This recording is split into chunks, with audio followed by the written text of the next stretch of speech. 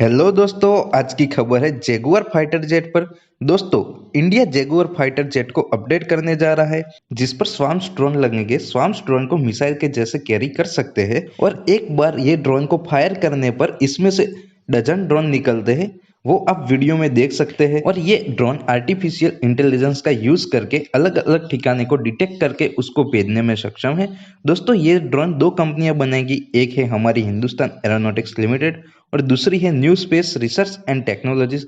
ये दोनों कंपनियों का माने तो 2022 तक स्वार्म ड्रोन का प्रोटोटाइप बनके तैयार हो जाएगा और इस ड्रोन का नाम दिया जाएगा अल्फा एस।